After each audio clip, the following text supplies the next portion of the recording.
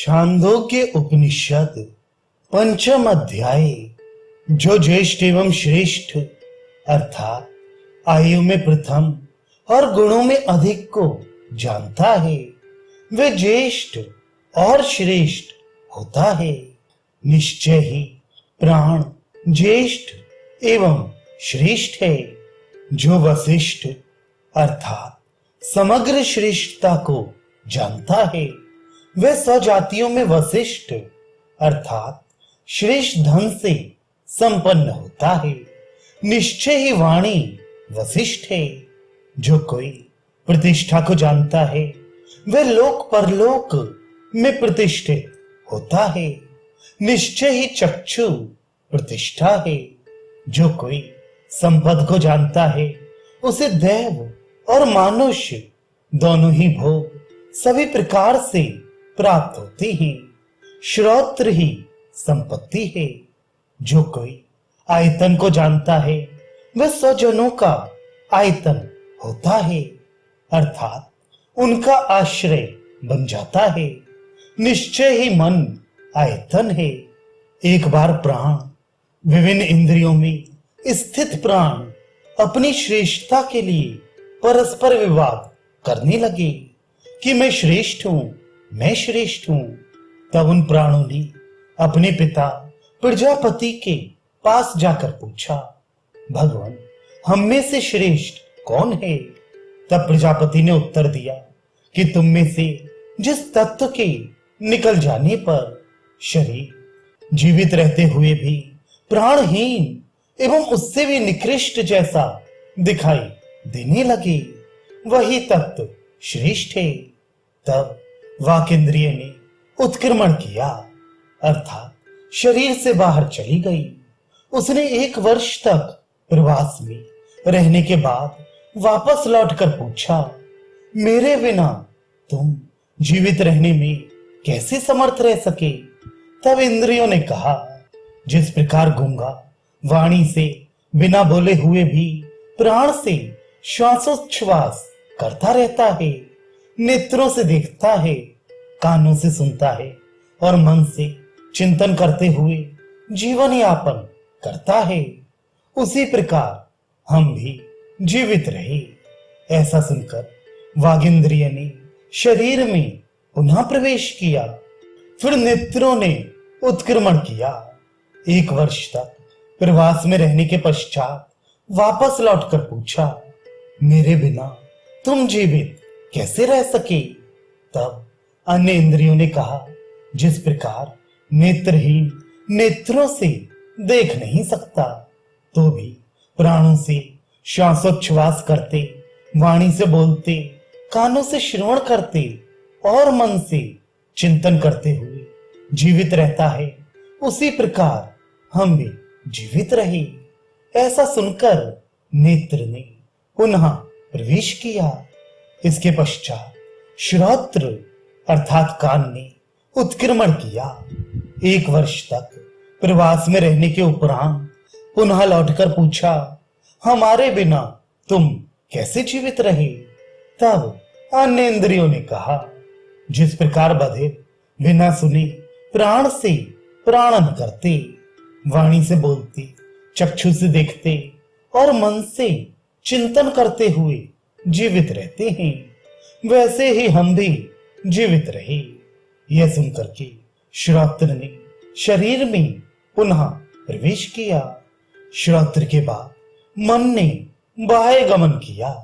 1 वर्ष तक प्रवास में रहने के बाद लौटकर उसने वाक आदि इंद्रियों से पूछा कि मेरे बिना तुम किस प्रकार जीवित रहे? तब उन सभी ने कहा, जिस प्रकार छोटे बच्चे जिनका कि मन विकसित नहीं रहता, प्राणों द्वारा श्वासोच्छ्वास करते, वाणी से बोलते, चक्षु से देखते, कर्णों से श्रवण करते हुए जीवित रहते हैं, उसी प्रकार हम भी जीवित रहे। यह सुनकर मन ने शरीर में पुनः प्रवेश किया। फिर प्राण बहिर्गमन करने के लिए तत्पर होता है। जिस तरह शक्तिशाली अश्व पैर बांधने की कीलों को उखाड़ देता है, उसी प्रकार प्राण ने समस्त इंद्रियों के बंधन से अपने आप को मुक्त किया। तब उन सब ने प्राण से निवेदन किया कि भगवान, आप अपने ही स्थान पर रहें, आप ही हम सब में श्रेष्ठ हैं, आप बाहर ना जाएं। तत्पश्चात उस वागींद्रिय ने मुख्य प्राण से कहा, मैं जो वशिष्ठ हूं वह वशिष्ठ आप ही हैं। चक्षु ने कहा, मैं जो प्रतिष्ठा हूं सो है प्रतिष्ठा आप ही हैं। फिर उस श्रोत्र ने कहा कि मैं जो संपद हूं सो वह संपद आप ही हैं। इसके बाद उस मुख्य प्राण से मन ने कहा, मैं जो आयतन हूं वह आश्रय आप ही हैं। इसलिए लोक में वाक आदि समस्त इंद्रियों को न वाणी, न नेत्र, न श्रोत्र और न ही मन, बल्कि सबको प्राण नाम से ही संबोधित करते हैं, क्योंकि ये सभी प्राण ही हैं। उस मुख्य प्राण ने प्रश्न किया कि मेरा अन्न क्या होगा? तब वाक आदि इंद्रियों ने उत्तर देते हुए कहा, कुत्तों और पक्षियों से लेकर सभी प्राणियों का ये जो कुछ भी अन्न है वह सब तुम्हारा ही है। अन्न ये प्राण का नाम प्रसिद्ध है। इस प्रकार जानने वाले के लिए कुछ भी अवक्ष नहीं होता। उस मुख्य प्राण ने पुनः प्रश्न किया कि मेरा वस्त्र क्या होगा? तब वाक आदि इंद्रियों ने कहा, जल। प्राण को भोजन करने से पूर्व और पश्चात आच्छादित करते हैं। ऐसा करने से वे वस्त्र धारण करने वाला और अनग्न होता है। इस प्राण उपासना पद्धति का विवरण सत्यकाम जावाल ने व्याघ्र पद के पुत्र गोश्रुति नामक व्याघ्र पद को सुनाया। यदि कोई इस प्राणोपासना को शिष्ट ठूंठ से भी कहेगा तो उसमें भी शाखाएं उत्पन्न हो जाएंगी और पत्ते प्रस्फुटित हो जाएंगे। इसके बाद अब यदि वह महत्व का अभिलाषी हो तो उसे अमावस्या को दीक्षा प्राप्त करके पूर्णिमा की रात्रि को सभी औषधियों, दही और शहद संबंधी मंथन तैयार किया गया हव्य का मंथन कर ज्येष्ठाई श्रेष्ठाई स्वाहा के मंत्र द्वारा अग्नि में घृत की आहुति देकर मंत्र में उसका अवशेष डालना चाहिए। इसी प्रकार वशिष्ठाई स्वाहा के मंत्र से अग्नि में घृताहुति समर्पित कर मंत्र में भी घृत के श्राप को डाले। प्रतिष्ठाई स्वाहा इस मंत्र से अग्नि को घृताहुति समर्पित करके मंत्र में घृत के अवशेष को डाले। संपदे स्वाहा मंत्र के द्वारा अग्नि में हवन करके अवशिष्ट घृत को मंत्र में डाले तथा आयतनाय स्वाहा इस मंत्र से अग्नि में घृत की आहुति देकर शेष घृत को मंत्र में समर्पित करे। तत्पश्चात अग्नि से कुछ दूर हटकर अंजलि में मंत्र को लेकर इस मंत्र का उच्चारण करे। अमो नामासी, हे मंत्र तू अम अर्थात प्राण नाम वाला है, क्योंकि यह संपूर्ण जगत अपने प्राणभूत तेरे साथ अवस्थित है। तू ही ज्येष्ठ, श्रेष्ठ, प्रकाशमान और सबका अधिपति है। वह तुम मुझे ज्येष्ठ और श्रेष्ठ तत्व, राज्य और आधिपत्य को प्राप्त कराओ, मैं ही सर्वरूप हो जाऊं। तदनंतर वे इस ऋचा से हम प्रकाशमान सविता के उस सर्व विषयक श्रेष्ठतम भोजन की प्रार्थना करते हैं और शीघ्र ही सविता देवता के स्वरूप का ध्यान करते हैं। उस मंत्र का एक एक पद को कहकर मध्य के एक एक ग्रास का भक्षण करता है। तत्सवितुर्वणिमहे ऐसा कहकर एक ग्रास का भक्षण करता है। वयम देवस्य भोजनम ऐसा कहकर एक ग्रास का भक्षण करता है। श्रेष्ठतम सर्वधातमम मंत्र कहकर पुनः एक ग्रास को ग्रहण करता है तथा तुरम भगस्य धीमहि ऐसा कहकर कंस अथवा चमच के आकार वाले पात्र को धोकर संपूर्ण मंत्र लेप को पी जाता है। इसके बाद अग्नि के पृष्ठभाग पर पीछे की ओर पवित्र मृग चर्म आदि बिछाकर अथवा इस ठंडल में ही वाणी का संयम रखते हुए शयन करता है। उस समय यदि वह स्वप्न में स्त्री का दर्शन करे तो यह समझे कि मेरा ये अनुष्ठान सफलता को प्राप्त हो गया। इससे संबंधित ये श्लोक है। काम्य कर्मों में जब स्त्री को देखे तो उस स्वप्न के दर्शन होने पर उस कार्य की कुशलता समझे, सफलता समझे। पांचाल नरेश की सभा में एक बार आरुणी पुत्र श्वेतकेतु आया। वहां उससे जीवल पुत्र प्रवाहन ने प्रश्न करते हुए कहा कि कुमार, क्या तुम्हारे पिताजी ने तुमको शिक्षा प्रदान की है? तब उसने कहा, हाँ भगवान, हमने अपने पिताजी से शिक्षा प्राप्त की है। प्रवाहन ने पुनः प्रश्न किया कि क्या तुम्हें यह ज्ञात है कि प्रजा इस लोक से जाने के बाद कहां जाती है? श्वेतकेतु ने कहा, भगवान, ये जानकारी मुझे नहीं है। उसने फिर पूछा कि क्या तुम्हें यह ज्ञात है कि वह प्रजा पुनः इस लोक में किस प्रकार आती है? श्वेतकेतु ने पुनः नकारात्मक उत्तर दिया कि मुझे यह भी मालूम नहीं है। प्रवाहन पुनः अगला प्रश्न पूछता है कि देवयान और प्रत्यान मार्गों का एक दूसरे से अलग होने का स्थान क्या तुम्हें ज्ञात है? श्वेतकेतु ने कहा, नहीं भगवान, मैं यह भी नहीं जानता। प्रवाहन ने पुनः प्रश्न किया कि क्या तुम्हें ज्ञात है कि ये पितर लोक क्यों नहीं भरता है? श्वेतकेतु ने कहा, नहीं भगवान। उसने फिर पूछा कि पांचवी आहुति के यजन कर दिए जाने पर गृहस्थ सहित सोमादि रस पुरुष संज्ञा को कैसे प्राप्त करते हैं?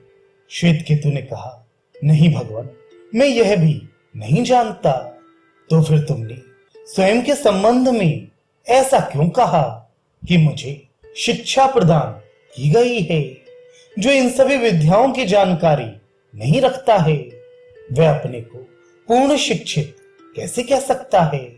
उपर्युक्त सभी प्रश्नों के उत्तर न दे पाने से त्रस्त होकर वह अपने पिता आरुणि के पास गया और बोला कि आपने मुझे शिक्षा दिए बगैर ही आश्वस्त कर दिया था कि मैंने तुझे शिक्षा प्रदान कर दी है।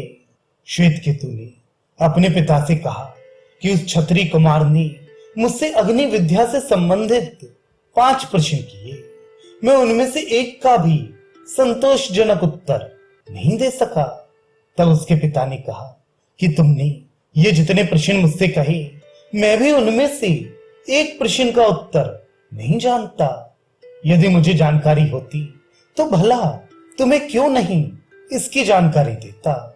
तब वह पिता और पुत्र आरुणि और श्वेतकेतु पुनः उस पांचाल नरेश के समीप प्रश्नों की जिज्ञासा को लिए हुए आए। राजा ने अपने यहां आए उन दोनों पिता और पुत्र को सम्मानित किया। दूसरे दिन प्रातः काल गौतम गोत्रोत्पन्न वे दोनों राजा की सभा में गए। उस राजा ने कहा कि हे भगवान गौतम, आप सांसारिक धन का वरदान हमसे प्राप्त कर ले। तब उन मुनि ने कहा, राजन, यह मनुष्य संबंधी धन आपके ही पास रहे। आपने मेरे पुत्र के प्रति जो बात प्रश्न रूप से कही थी वही मुझे बताने की कृपा करें। ये सुनकर वह राजा अत्यंत संकट में पड़ गया। पांचाल नरेश ने उन दोनों पिता पुत्र को अपने पास चिरकाल तक रहने की आज्ञा प्रदान की। उसने कहा, हे गौतम, जिस प्रकार आपने मुझसे कहा है उसे आप ये समझें कि प्राचीन काल में यह अग्नि विद्या ब्राह्मण के पास नहीं गई। इसी कारण से सभी लोगों में इस विद्या पर क्षत्रियों का ही अनुशासन रहा है। इस प्रकार कहकर उस राजा ने गौतम को अग्नि विद्या का उपदेश किया। हे महर्षि गौतम, ये प्रसिद्ध द्युलोक ही अग्नि है। आदित्य ही उस अग्नि की समिधा है, किरणें ही धूम्र हैं, दिन ही ज्वाला है, चंद्रमा ही अंगार और नक्षत्र ही चिंगारियां हैं। उस द्विलोक रूप अग्नि में देवगण श्रद्धा का यजन करती हैं। उस आहुति से राजा सोम का प्रादुर्भाव होता है। हे गौतम, इस अग्नि विद्या के अंतर्गत पर्जन्य ही अग्नि है, वायु ही समिधाएं हैं, बादल ही धूम्र है, विद्युत ही उसकी ज्वालाएं हैं, वज्र उसका अंगार और गर्जन ही विस्फुलिंग अर्थात चिंगारियां हैं। इस दिव्याग्नि में ही देवगण सामूहिक रूप से राजा सोम के निमित्त यजन करते हैं। उस विशेष आहुति से वर्षा का प्राकट्य होता है।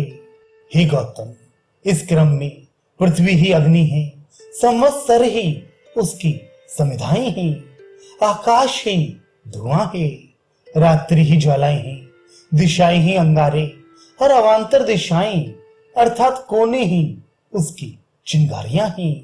उस श्रेष्ठ दिव्याग्नि में समस्त देवता वर्षा के निमित्त दिव्य आहुतियां समर्पित करती हैं।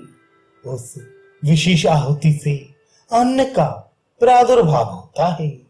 हे गौतम, पुरुष ही दिव्य अग्नि है, उस अग्नि विद्या की वाक ही समिधाएं हैं, प्राण ही धुआं है, जिह्वा ही ज्वाला है, नेत्र अंगारे हैं तथा कान ही चिंगारियां हैं। उस दिव्य अग्नि में सभी देवता मिलकर अन्न के निमित्त आहुति समर्पित करते हैं। उस विशेष आहुति से वीर अर्थात पुरुषार्थ की उत्पत्ति होती है। हे गौतम, उस अग्नि विद्या की स्त्री ही दिव्याग्नि है, उसका जन्नांग ही समिधा अर्थात ईंधन है, विचार विमर्श ही उसका धूम्र है, योनि ही ज्वाला है, स्त्री पुरुष का सानिध्य ही उस दिव्याग्नि के अंगारे हैं और आनंद अनुभूति ही चिंगारियां हैं। उस दिव्याग्नि में देवगण वीर्य का यजन करते हैं। उस विशिष्ट यजन कार्य से श्रेष्ठ गर्व का अवतरण होता है। इस तरह से अग्नि विद्या की पांचवी आहुति के प्रदान किए जाने पर प्रथम आहुति में होमा गया श्रद्धा रूप सृष्टि का मूल सक्रिय प्रवाह आपहा पुरुष रूप हो जाता है। वह गर्भ जरायु से ढका हुआ 9 या 10 महीने अथवा जब तक पूर्ण अंग विकसित नहीं होता तब तक गर्भ के भीतर ही शयन करने के पश्चात पुनः प्रादुर्भूत होता है। इस प्रकार से जन्म होने पर वह अपनी निश्चित आयु तक जीवित रहता है। इसके बाद शरीर त्याग करने पर कर्मवश परलोक को गमन करते हुए उस प्राणी को अग्नि के समीप ले जाते हैं जहां से वह आया था और जिससे प्रकट हुआ था। जो इस पंचाग्नि विद्या को जानकर वन में रहते हुए श्रद्धा एवं तप पूर्वक उपासना करते हैं, वे सभी प्राण प्रयाण के उपरांत तेज या किरण के अभिमानी देवताओं को प्राप्त करते हैं। अर्ची से दिवस अभिमानी देवताओं को, दिन से शुक्ल पक्ष अभिमानी देवताओं को और शुक्ल पक्ष से उत्तरायण के 6 मासों को प्राप्त करते हैं। उन उत्तरायण के 6 मासों के माध्यम से संवत्सर को प्राप्त करते हैं। आदित्य को संवत्सर से, चंद्रमा को आदित्य से और विद्युत को चंद्रमा से प्राप्त करते हैं। वहां पर एक अतीन्द्रिय सामर्थ्य से युक्त पुरुष है, वह उसे पर ब्रह्म को प्राप्त करा देता है। वही देवयान मार्ग है। इसके बाद जो यह सभी ग्रस्त लोग ग्राम में निवास करते हुए ईष्ट, ऊर्त और दत्त ऐसी उपासना करते हैं, वे धूम को प्राप्त करते हैं। धूम से रात को, रात से कृष्ण पक्ष को और कृष्ण पक्ष से दक्षिणायन के 6 मासों को प्राप्त करते हैं। ये लोग संवत्सर को प्राप्त नहीं कर पाते हैं। दक्षिणायन के महीनों से पितरलोक को प्राप्त होते हैं। पृथ्वीलोक से आकाश को और आकाश से चंद्रमा को प्राप्त करते हैं। ये चंद्रमा ही राजा सोम है। वह सभी देवों का अन्न है। समस्त देवगण उसका भक्षण करते हैं। वहां जब तक कर्मों का क्षय होता है तब तक उस चंद्रमंडल में निवास करने के बाद इस आगे कहे गए मार्ग से ही पुनः वापस लौट आते हैं। वे पहले आकाश को प्राप्त होते हैं। आकाश से वायु को प्राप्त करने के उपरांत वायुभूत होकर वे धूम होते हैं और धूम होकर ही मेघ रूप हो जाते हैं। वह अभ्र रूप होकर मेघ होता है।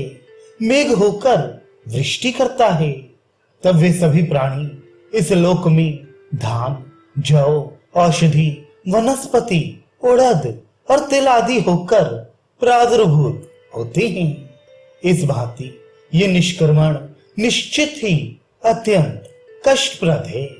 उस अन्न को जो जो भक्षण करता है और जो जो उससे उत्पन्न वीर्य का सेवन करता है वह जीव तद्रूप ही हो जाता है।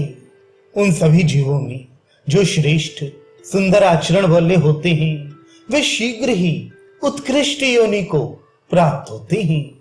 वे सभी जीव ब्राह्मण, क्षत्रिय अथवा वैश्य आदि श्रेष्ठ योनि को प्राप्त करते हैं। जो अशुभ, अपवित्र आचरण वाले होते हैं वे तत्क्षण ही अशुभ योनि को प्राप्त होते हैं। ऐसे जीव कुत्ते की योनि या सूकर योनि अथवा चांडाल योनि को प्राप्त करते हैं। वे प्राणी जो इनसे पूर्व कहे गए किसी अन्य मार्ग से गमन नहीं करते हैं वे सभी निम्न प्राणी मच्छर और कीड़े मकोड़े आदि बारंबार जन्मने मरने वाले प्राणी ही होते हैं।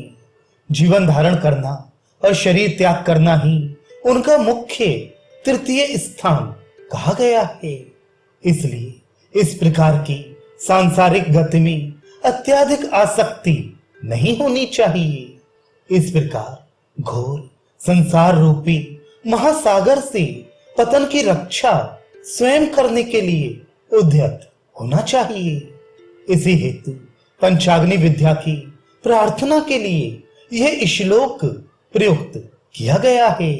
स्वर्ण का हरण करने वाले, मद्यपान करने वाले, गुरु की स्त्री से गमन करने वाले, ब्रह्म विद्या को जानने वालों की हत्या करने वाले, ये 4 प्रकार के कृत्य व्यक्ति के पतन का कारण बनते हैं।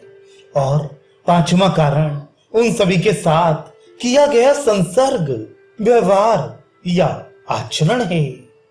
इस प्रकार से उपर्युक्त मंत्रों में कही गई पंचाग्नि विद्या के महत्व को जो जानने में समर्थ है वह उन सभी लौकिक कर्मों के साथ व्यवहार करता हुआ भी पापकृत कार्यों में लिप्त नहीं होता।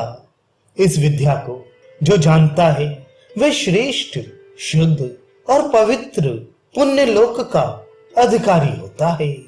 प्राचीन शाल के नाम से प्रख्यात उपमन्यु के पुत्र औपमन्यव, पुलुष के पुत्र पौलुषी, जो सत्य यज्ञ के नाम से जाने जाते हैं, भल्लवी के पुत्र भाल्लवी और उसका पुत्र भाल्लवे, जो इंद्रधुम्न के नाम से प्रतिष्ठित हैं, शर्कराक्ष का पुत्र जनशाक्राक्ष और अष्टराश्य का पुत्र बुढ़िल, ये 5 सदगृहस्थ शास्त्र अध्ययन और सदाचार से युक्त आपस में विचार विमर्श करने लगे कि हमारी आत्मा कौन है और ब्रह्म क्या है। विचार विमर्श करने के उपरांत भी जब किसी ठोस निश्चय पर नहीं पहुंचे तब उन पूज्य जनों ने अपना उपदेशक नियुक्त किया कि इस समय ये अरुण का पुत्र उद्दालक ही इस वैश्वानर आत्मा को भली भांति जानता है। इसलिए हम सभी उसी के पास चलें। ऐसा सोचकर वे सभी आरुणि के पास आए। इस प्रकार आरुणि ने उन महाग्रस्त और परम श्रोत्रिय जनों को देखकर यह निश्चय किया कि मैं इनको पूर्ण रूपेण आश्वस्त नहीं कर सकता। ऐसा अपने मन में निश्चय करते हुए उसने उन सभी को दूसरा अन्य उपदेष्टा बतला दिया। तत्पश्चात आरुणि ने उनसे कहा कि हे पूजनीय गण, इस समय केकय के पुत्र कैकय कुमार अश्वपति इस आत्मरूप वैश्वानर को पूर्ण रूपेण जानते हैं, अतः हम सब उन्हीं के पास चले। इस प्रकार कहते हुए वे सभी श्रेष्ठ महाग्रस्त एवं परम श्रोत्रिय कैकय कुमार अश्वपति के पास चले गए। राजा अश्वपति ने अपने पास उपस्थित हुए उन सभी श्रेष्ठ ऋषियों का अलग अलग स्वागत सत्कार किया। दूसरे दिन प्रातः काल होते ही राजा अश्वपति ने उनसे कहा कि मेरे राज्य में ना कोई चोर है, ना कोई मद्यपान करने वाला है, ना कोई अनाहित अग्नि है, ना कोई यहाँ अल्पज्ञानी है, और ना ही कोई पर स्त्री गमन करने वाला है। तो उल्टा स्त्री कैसे हो सकती है?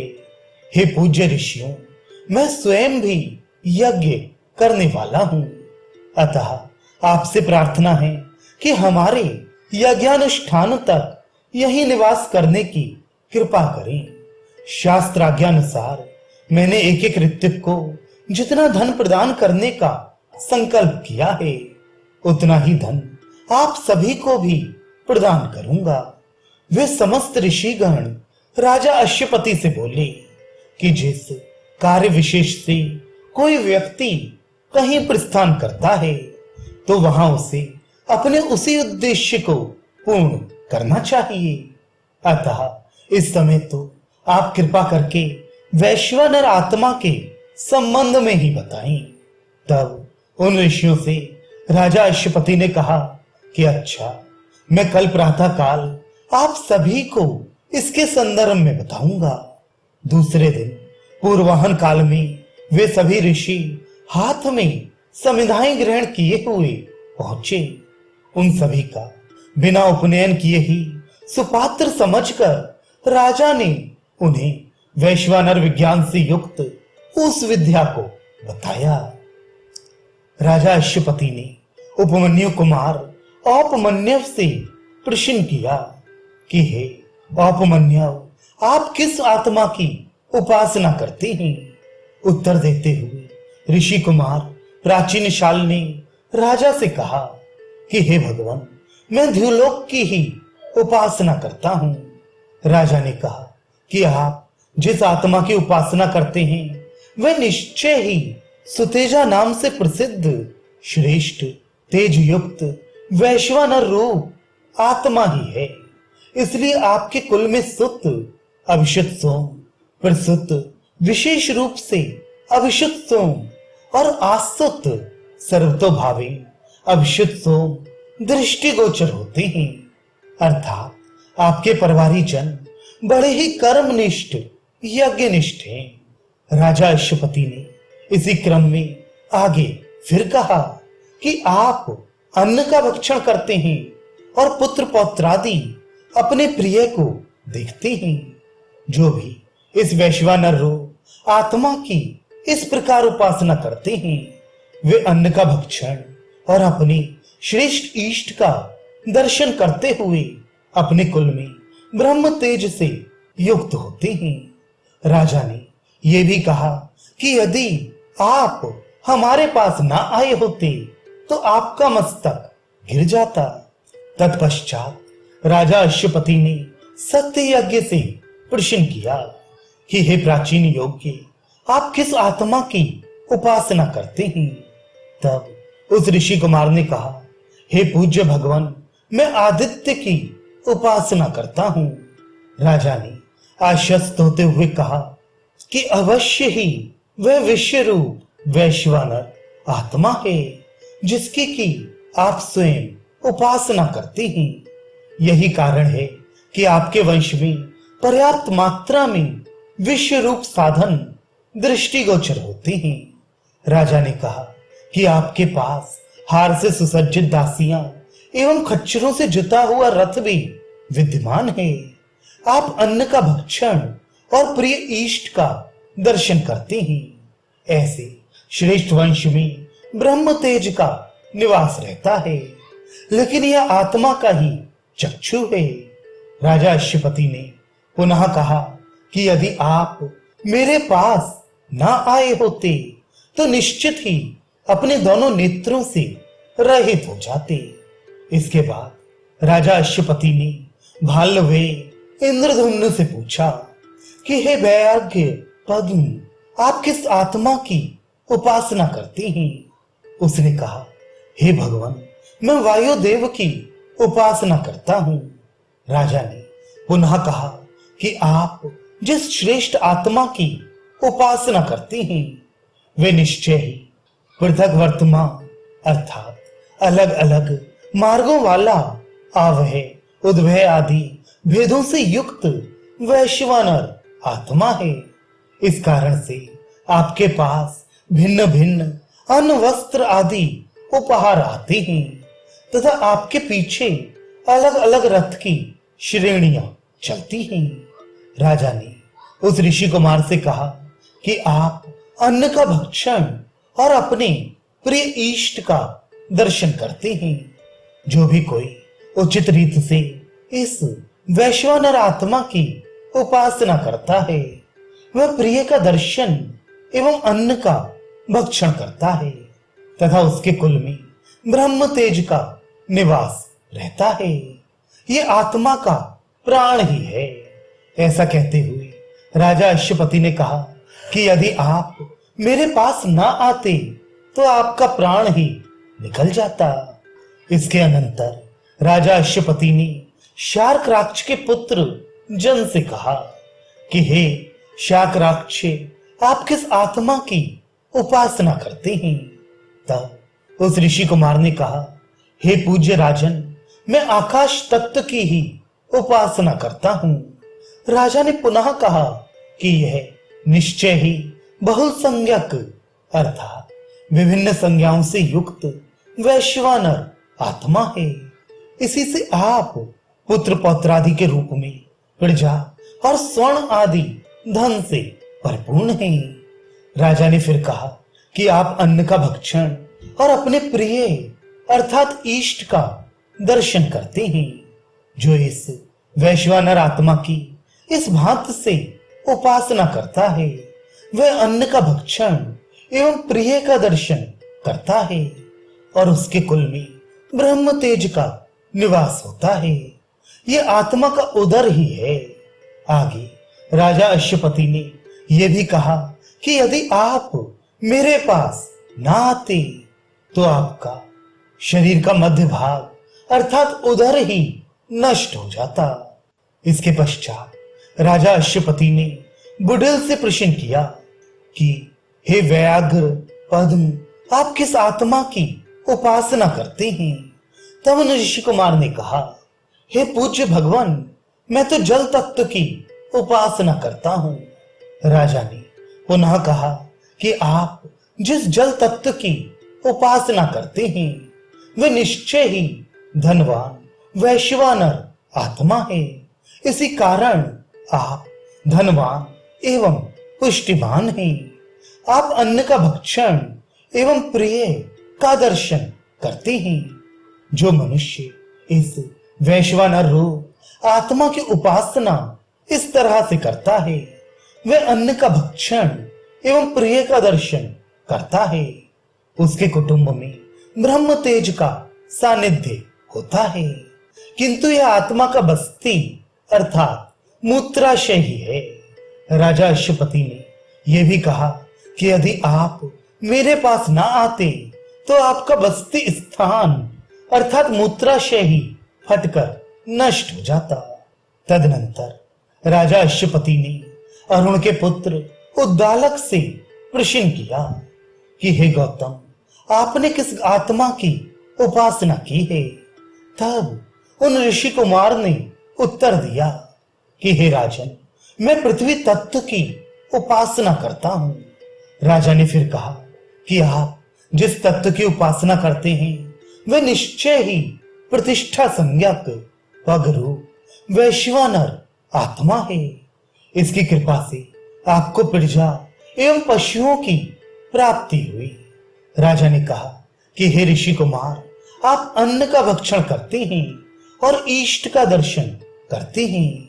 आत्मा रूप वैश्वानर की जो इस भांति उपासना करता है वह अन्न का भक्षण और प्रिय का दर्शन करता है।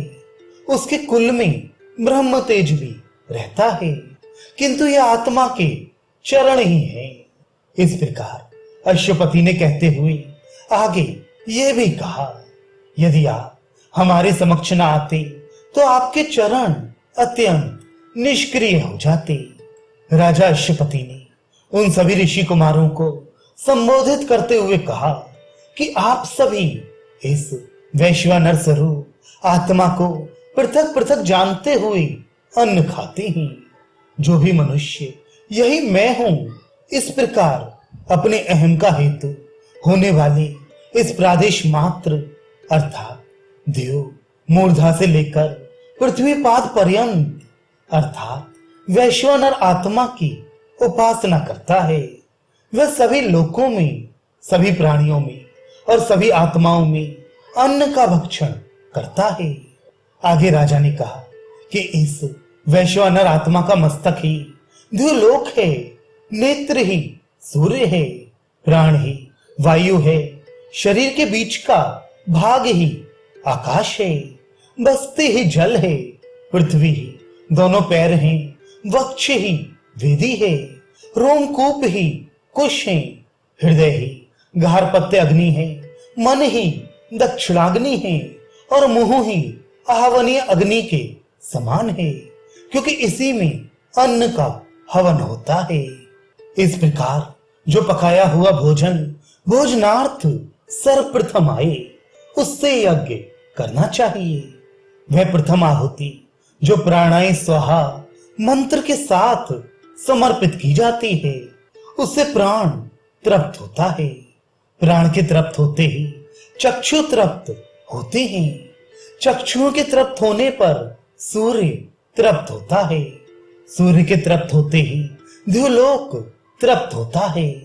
द्युलोक के तृप्त होते ही जिस किसी पर द्युलोक और आदित्य प्रतिष्ठित हैं वह भी तृप्त होता है। उसके तृप्त होने पर स्वयं भोजन करने वाला प्रजा पशु अन्न आदि के साथ शारीरिक कांति और ब्रह्म तेज द्वारा तृप्त होता है। इसके पश्चात जो दूसरी आहुति समर्पित की जाए उस समय व्यानाय स्वाहा मंत्र का उच्चारण करना चाहिए।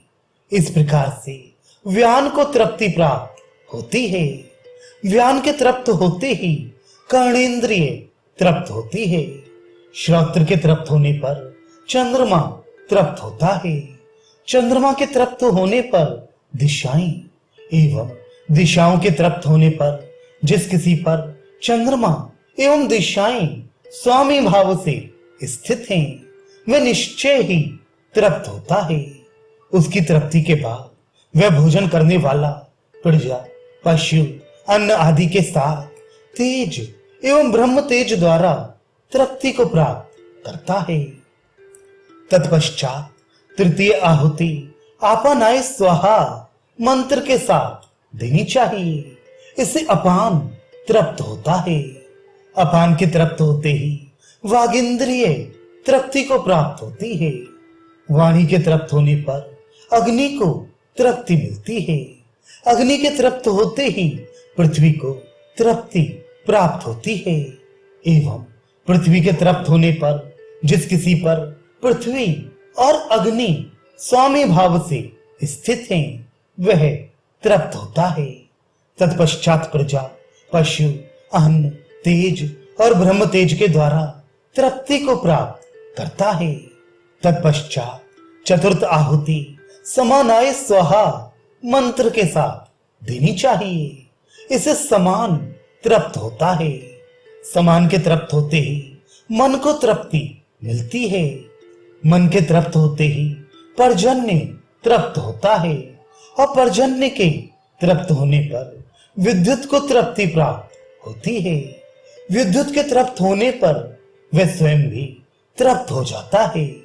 जिस पर पर्जन्य एवं विद्युत आश्रित है, उसकी तृप्ति के पश्चात प्रजा, पशु, अन्न के साथ तेज एवं ब्रह्म तेज द्वारा उपभोग करने वाला भोक्ता भी तृप्त हो जाता है। तदनंतर पांचवी आहुति समर्पित की जाए। ये आहुति उदानाय स्वाहा मंत्र से देनी चाहिए। इस प्रकार के यजन कृत्य से उदान तृप्त होता है। तदनंतर उदान के तृप्त होने से त्वचा की तृप्ति होती है। त्वचा के तृप्त होने से वायु तृप्त होता है। वायु के तृप्त होने पर आकाश को तृप्ति मिलती है और आकाश के तृप्त होने से जिस किसी पर वायु और आकाश स्वामी भाव से स्थित होते हैं, वह निश्चय ही तृप्त हो जाता है। उसके तृप्त होने पर वे स्वयं भोक्ता, प्रजा, पशु, अन्न, तेज और ब्रह्म तेज द्वारा तृप्त हो जाता है। जो कोई इस उपर्युक्त वैश्वानर विद्या को बिना जाने ही यजन कृत्य करता है, उसके द्वारा किया हुआ यजन कृत्य ठीक उसी प्रकार है जैसे कि आग के अंगारों को हटाकर भस्म में किया गया यज्ञ कार्य। उपर्युक्त बताए हुए क्रम के अनुसार जो इस वैश्वानर विद्या को भली भांति जानकर यज्ञ कार्य अग्निहोत्र संपन्न करता है, उसके द्वारा सभी लोग, समस्त प्राणी समुदाय एवं संपूर्ण आत्माओं के निमित्त यजन कार्य संपन्न हो जाता है। इस संदर्भ में यह उल्लेख भी है कि जिस तरह सीख का अग्रभाग अग्नि में प्रवेश करा देने से अति शीघ्र जल जाता है, ठीक उसी तरह से जो यजमान इस भांति जानने में समर्थ होकर यज्ञ कृत्य संपन्न करता है, उसके सभी प्रकार के पाप जलकर नष्ट हो जाते हैं। इस विद्या का जानकार यदि भोजन से उच्छिष्ट अर्थात बचा हुआ पदार्थ चांडाल को दे, तो वह कृत्य आत्मा रूप वैश्वानर में यज्ञ करने के समान है। प्रस्तुत विषय में ये मंत्र कहा गया है। जिस भांति इस संसार में क्षुधित बालक सब प्रकार से मां की उपासना प्रतीक्षा करते हैं, ठीक उसी भांति संसार के समस्त प्राणी समुदाय इस ज्ञानी के हव्य रूप यजन कृत्य की प्रतीक्षा करते हैं।